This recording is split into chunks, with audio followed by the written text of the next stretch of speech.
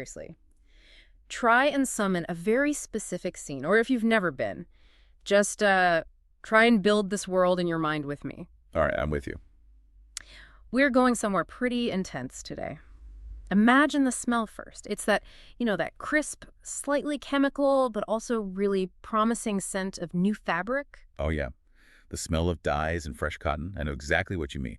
The smell of potential. The smell of potential. That's it. Now add a sound layer. It's a total cacophony. You've got auto rickshaws honking in the distance, that relentless kind of beep beep that never ever stop. 1,000 conversations happening at once. Exactly, in maybe 3 different languages. Yeah. And then cutting right through all of that, you hear a vendor shouting, "100 rupiah, 100 rupees." You are painting a very, very vivid picture. It sounds like we're stepping right into the heart of a sabzi mandi, a vegetable market, or maybe the chaotic, wonderful lanes of Sarojini Nagar in Delhi. That is precisely where we are going today. That high-energy sensory overload you're feeling. That's the setting for today's deep dive. We are stripping back the layers on this really fascinating excerpt from a course called Mastering English for Shopping and Bargaining. Okay. But we're not looking at the whole thing. We are zooming in, with a microscope, specifically on day 17. And looking at the source material, day 17 isn't just another day on the calendar, is it? It feels more like a graduation. Yes. It's a real pivot point in the curriculum. It's the moment the training wheels really come off. It really is. The source text actually kicks off with this huge, all-caps command. Stop scrolling. Ah, I love that. It's aggressive. It's so aggressive. It's a wake-up call. It says, if you've reached day 17, you have now powered through 16 full days of practice. And I love this little jab they include. They say that is longer than most New Year's resolutions last. Which is, statistically heartbreaking, but also very true. I think most people quit around day 12. Right, but that stop scrolling command, it signals a shift in the whole mission, doesn't it? It does. If you look at the trajectory of the learning up to this point, we're moving from what linguists might call survival English into something else, into transactional English. Okay, I like that distinction. I want to unpack that a little bit. Yeah. What's the fundamental difference between survival and transaction here? Because to me, survival sounds way more intense, but you're kind of suggesting that transaction is the harder level to beat. Well, think about it this way. Let's look at the prerequisites, the source lists, the things the learner has supposedly already achieved in those first 16 days. It's a really fascinating list. Okay. They've survived basic greetings. Check. They've mastered vowel sounds. They've learned to tell time. All, fundamental stuff. Right. And it goes on. It mentions they've used magic verbs, which I just love as a term. I do. They've learned to introduce themselves with confidence and ask what the source calls killer questions. But look closely at the context of all those skills. They've covered naming household items, describing their daily routines. Talking about family warmth, ordering food. Right. Even talking to a doctor or navigating a street. What do all of those have in common? I see what you're getting at. It's all very internal. It's me, my family, my health, my dinner. It's all about my world. Precisely. Up until day 16, the entire focus is on self-preservation and just defining your own immediate reality. I am hungry. I am lost. This is my mother. I have a headache. It's all within a protective bubble. You're just describing the world as it relates directly back to you. Exactly. You are the center of that universe. But day 17. Day 17 pops the bubble. This is where you have to step out into the external world of commerce. You have to interact with a stranger who has something you want. And you have to convince them to give it to you, but on your terms. On your terms. It's a completely different power dynamic. When you're telling someone your name, they just listen. There's no conflict. But when you're trying to buy a shirt, oh, that's a conflict.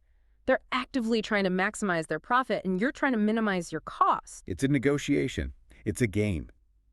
And the source puts the mission statement right there in bold text. The goal is to shop like a boss. Shop like a boss. I love that. It really implies that before this lesson, maybe you were shopping like a tourist, or even shopping like a victim. Or just shopping in total silence.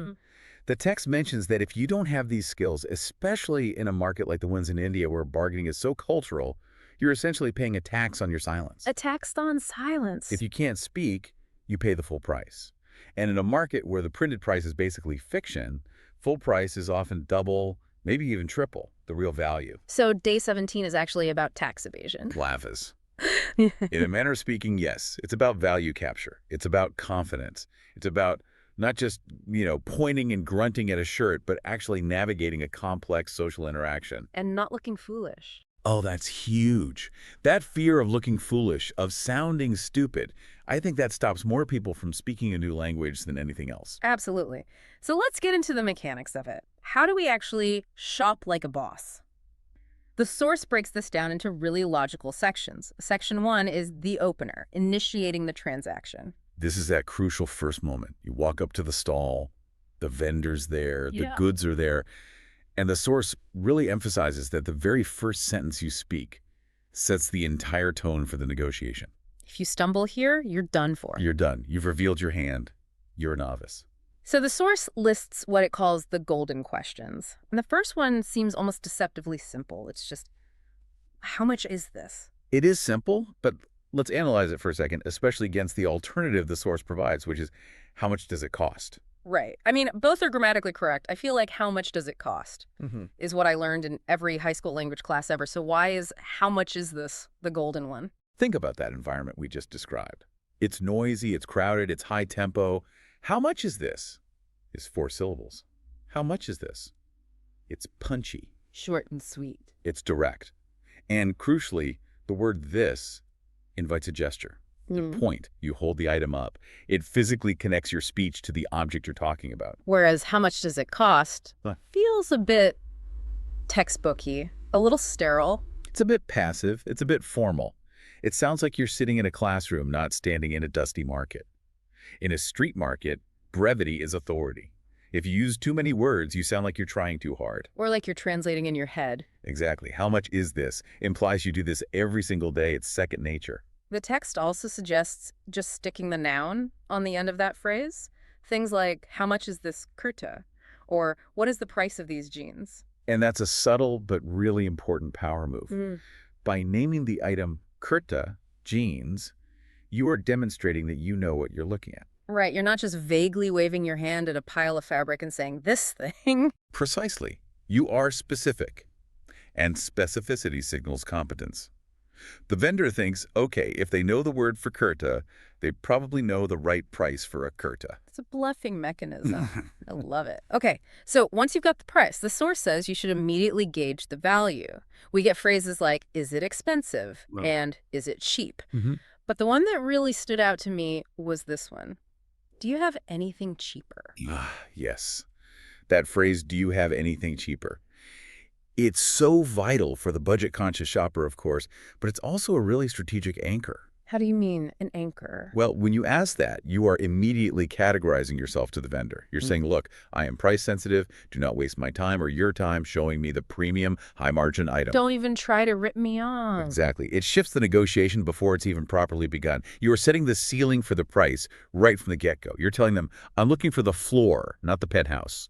That is brilliant. You frame the whole interaction around economy rather than luxury from the very first move.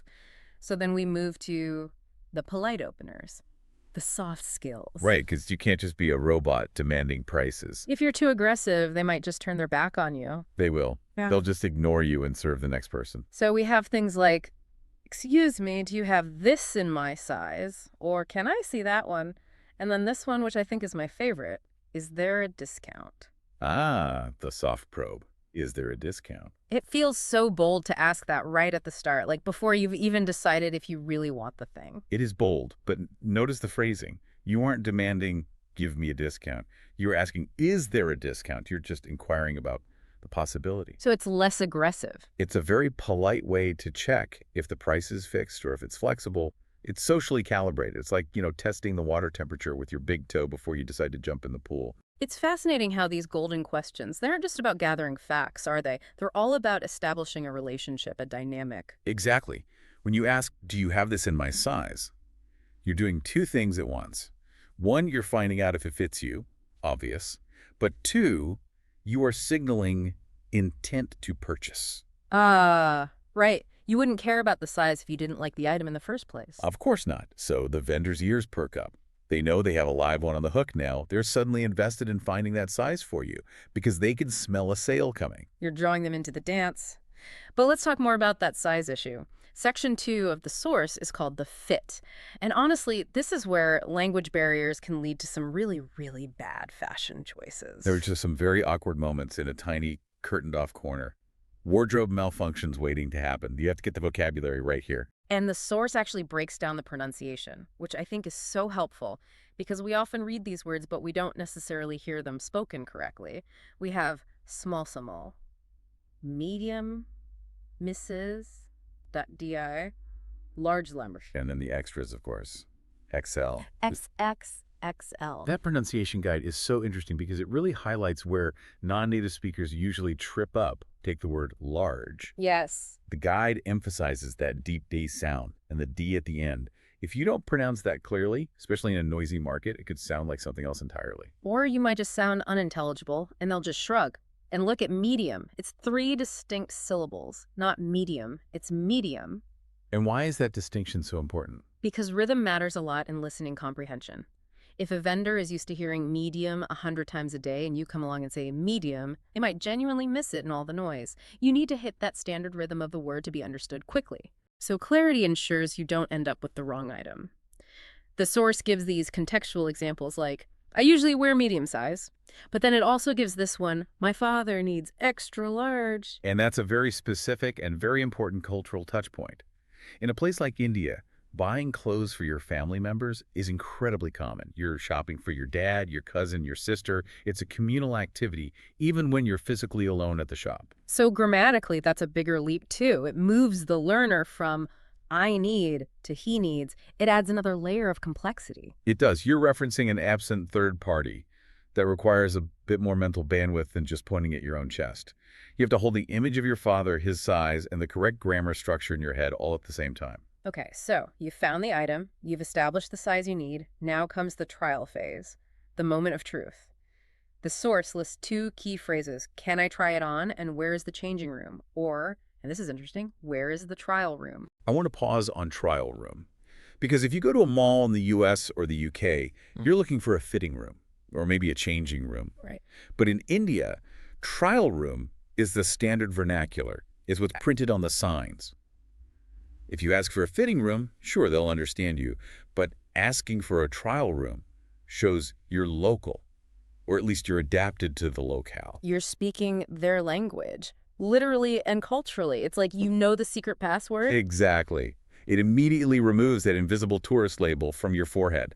But what happens when you step out of that trial room and the kurta looks like a tent on you? Or worse, you can't actually breathe. You can't just say it's bad. The source gives us very specific vocabulary for the problems. Yes. Too tight, too loose. And my favorite, the sleeves are a bit short. These are critical phrases. So why is the sleeves are a bit short so much better than just saying, I don't like it? Because I don't like it is subjective. It's a matter of taste. The vendor can argue with that. They can say, no, it looks great on you. Very stylish. This is the fashion. And you just have to stand there awkwardly. But the sleeves are short is an objective fact. It's a technical objection. It is very hard to argue with physics. If the cuff of the shirt is halfway up your forearm, he can't tell you it's not. That's so empowering for the buyer. You're not just being difficult or picky, you have a legitimate, measurable fit issue. It shifts the blame from you to the garment itself. And that saves face for everyone involved. You aren't rejecting the vendor's taste or their selection. You're just rejecting the garment's dimensions. It allows the vendor to pivot and say, okay, let me get you the next size up, rather than feeling personally insulted. And then, of course, the goal is to be able to say the happy phrase, it fits perfectly, or it's just right. That is the green light, the signal that the sale is about to happen. But in a market like Sarojini Nagar, that green light just leads you straight to the giant red light of the price tag. Right. Finding the shirt is only half the battle, and now you have to actually fight for it. Which brings us to Section 3, the art of the bargain. This feels like the real heart of this entire lesson.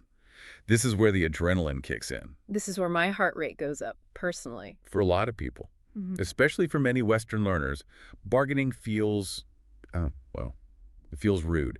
It feels confrontational. We are taught from a young age that the price on the tag is the law. You don't question it. But the source is so clear about the context here. It explicitly mentions Sarojini Nagar. Sarojini Nagar is, it's legendary. It's a surplus market. The prices are completely fluid. If you pay the first price they quote you, you aren't being polite. You're being a bit of a fool, honestly. So bargaining there isn't an option. It is a cultural requirement. It's expected. It's part of the social contract of that space. Mhm. It's a performance. So the source traces what it calls the negotiation escalation. It's like a battle plan. Step one is the initial pushback. And the phrase is simply, it's too expensive. Simple. Declarative. The example is 800 rupees, it's too expensive. Yeah. And you have to note the tone required here. You can't say it with a smile. No. You have to be willing to act a little bit shocked, a little bit offended even. Like, how dare you suggest such an outrageous number? Maybe not quite that dramatic, but yes, you have to communicate that the price they've offered is outside your universe of what is acceptable. It is absolutely theatrical. Okay, so after the theatrical shock, step two is the counteroffer. The source suggests either, can you make it cheaper, or getting really specific, like, can you make it 600? And this is where the math really comes in. You can't just keep vaguely saying cheaper, cheaper. You have to anchor the negotiation. If the vendor says 800 and you immediately counter with 600, you have just defined the playing field. You've set the boundaries. Exactly. The negotiation is now happening within that 200 rupee gap. If you don't give a number, the vendor controls the anchor. They might drop the price to 790, which is nothing. You need to pull that anchor way, way down to your level. Okay, step three is what the source calls the last price tactic. And I found this part fascinating. The text explicitly brings up the bilingual nature of this. Baya, last price ke hai. What exactly does that mean? I hear it all the time. Baya literally means brother, but it's used colloquially for a shopkeeper, a vendor, the auto rickshaw driver, the delivery guy. It's a disarming term. It creates a temporary, fictional kinship. So it's like saying, look, we're brothers here, just treat me fairly. Exactly. It's a way of de-escalating the inherent conflict of bargaining while still holding your ground firmly. And last price ki hai is Hindi for what is the last price. Correct. And the source acknowledges that even when you're focused on learning English, sprinkling in these key local phrases is incredibly powerful. It builds instant rapport. It shows you aren't a complete outsider. But it does give the English equivalent too. What's your best price? Or the more direct, give me your best price. Why is best price or last price such a pivotal phrase? Why does that work so well? It signals the end of the game. It says, okay, I'm tired of the back and forth. I'm ready to buy this thing right now, but only at your absolute bottom line.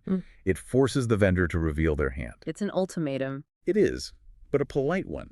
It shifts the vendor's brain from negotiation mode into closing mode. And if even that doesn't work, we get to step four, the volume discount. The example is, I'll take two if you give some discount. The classic upsell tactic. You are offering to solve the vendor's volume problem in exchange for them solving your price problem. It's just basic economics, expressed in simple English. I give you more sales, you give me a better price. It's a win-win situation. But then we have to be ready for the vendor's response. The source warns us about what we're going to hear back. My favorite is, okay, for you special price. Oh, special price for you, my friend. It is the oldest trick in the book. It's designed to make you feel selected, to create a sense of obligation. I'm doing this just for you because I like you. Precisely. It's flattering, and it's meant to make you feel guilty about bargaining any further. Or you might get the hardball response. Last price only $6.50. Or the complete dismissal. No discount, madam. Already very cheap. And if you hit that no discount wall, the source gives you what it calls the ultimate weapon. The polite walk away. Thank you, maybe next time. That is the nuclear option in bargaining. But does it actually work? Or do you just end up losing the item you wanted?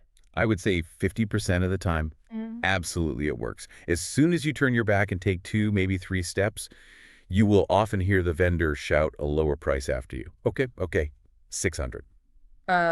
Because for them, a sale at a slightly lower profit margin is always better than no sale at all.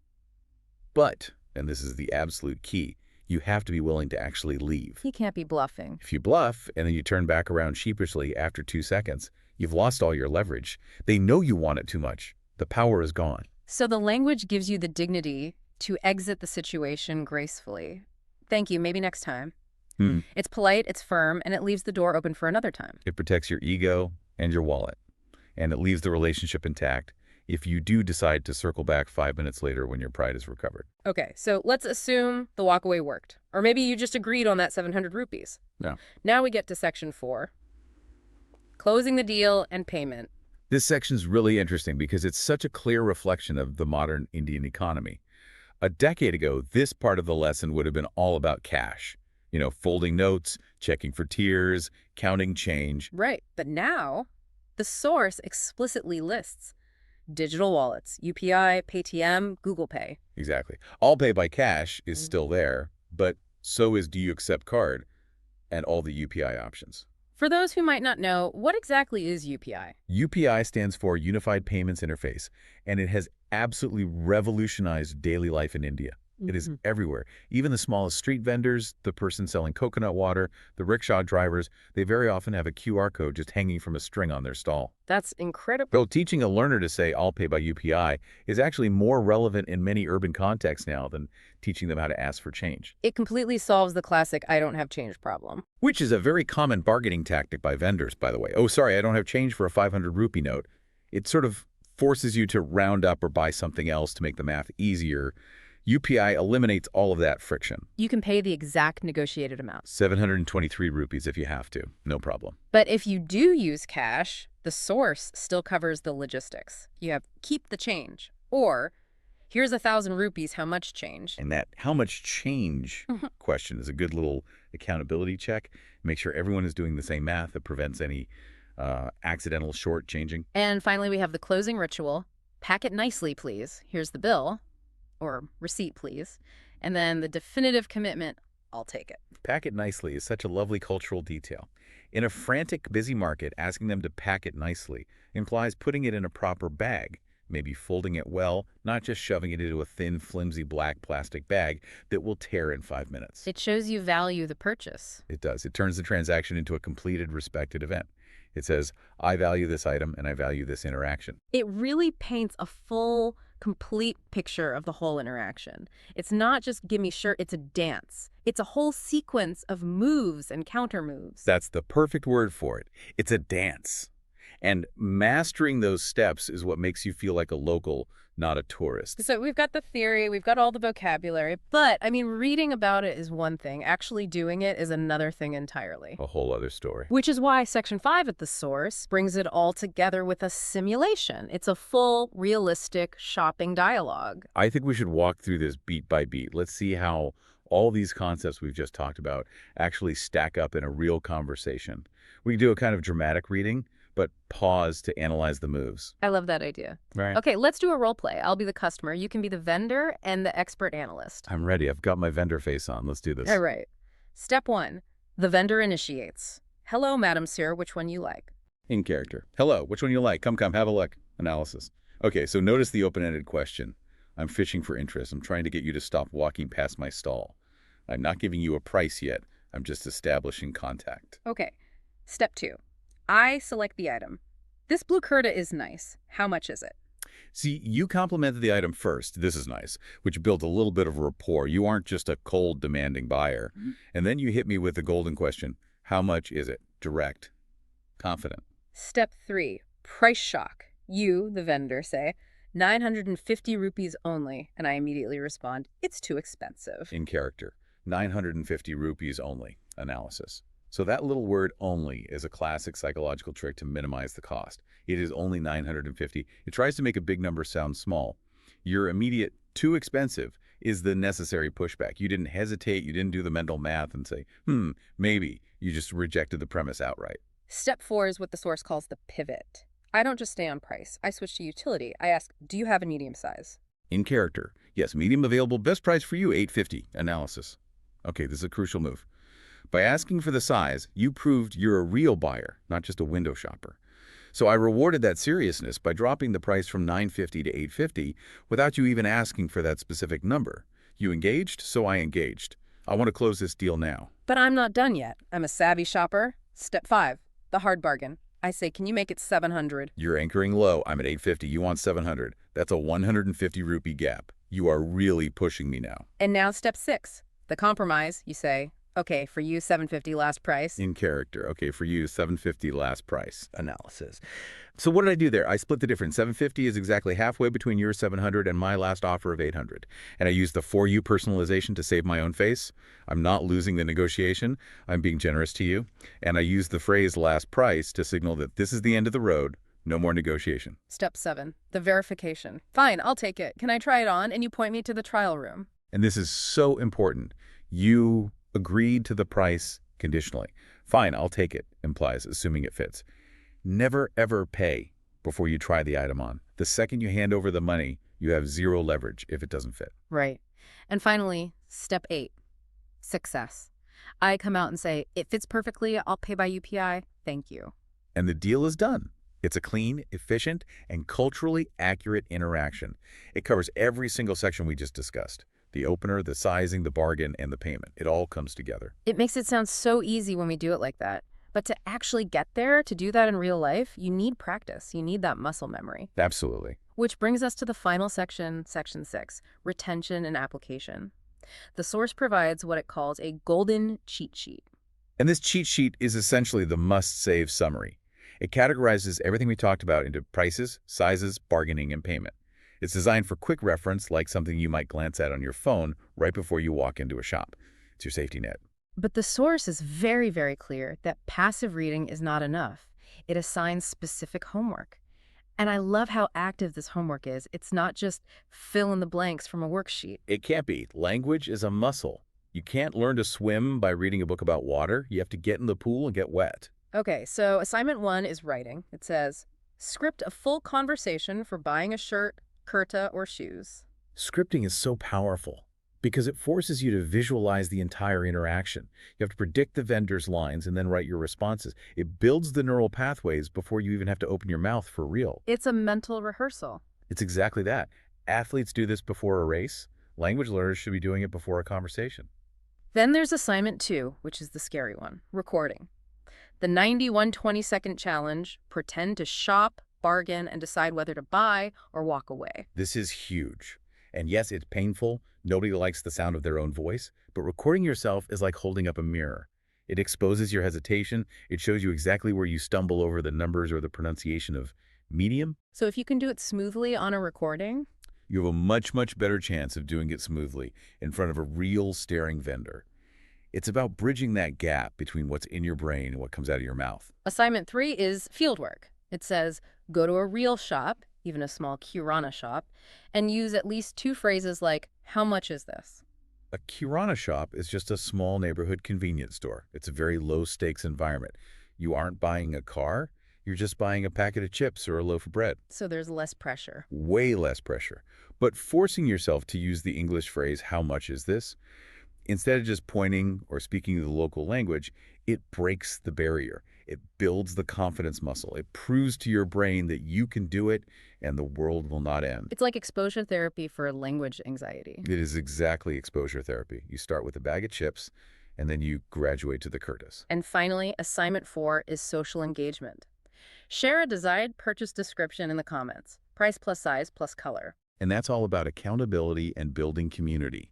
Stating your intention publicly makes it more real, it makes it fun, and it connects you with other learners who are on the exact same journey. The expert commentary in the source really emphasizes this point, that the shift from just reading to recording to actual fieldwork is the difference between knowing about the language and actually speaking the language. Absolutely, 100%. Yeah. You can memorize the entire dictionary, but if you freeze up the second a vendor says no discount, you haven't learned to shop. You've just learned a list of words. The homework is designed to inoculate you against that freezing moment. So as we wrap up this deep dive into day 17, the source gives us a little teaser for what's coming next. Day 18 is on the horizon. And it's a total shift back to the environmental context. It's about weather and seasons. Phrases like, it's raining, it's cold in Shimla, summer is so hot. It's funny, after all the stress and strategy of bargaining, just talking about the weather sounds incredibly relaxing. It's the classic small talk topic for a reason, but it's essential. You can't buy a raincoat if you can't talk about the rain, right? True. The source ends with this final sign-off from its 2 characters, Jays and Isha. It says, helping you shop smarter and speak bolder. And they leave us with this thought. Every time you bargain or ask for a size in English, you are leveling up real-life confidence. And that, for me, is the key takeaway of this whole thing. We aren't just teaching you how to save 50 rupees on a shirt. We're teaching you how to assert your needs in a foreign language in a complex situation. And that confidence spills over into other parts of your life. Of course it does. If you can successfully negotiate a price in a crowded, chaotic market, you can probably speak up in a meeting at work. You can handle a difficult conversation with a landlord. It starts with the kurta, but it ends with a stronger sense of self. It's all about agency. I love that. It's not about the shirt, it's about the person who is wearing the shirt. It's about who you become when you learn to speak up for yourself. So here's my final question to you, listening right now. What is that one item you've been wanting to buy, but maybe have been too nervous to ask about? Is it those shoes you saw? Is it that gadget in the window? I want you to just visualize walking up to that counter, taking a deep breath, and asking, how much is And this? then, after they tell you, asking, can you make it cheaper? Go get that discount. But more importantly, go get that confidence. Thanks for diving deep with us today. We'll see you in the market. And remember to ask them to pack it nicely, please.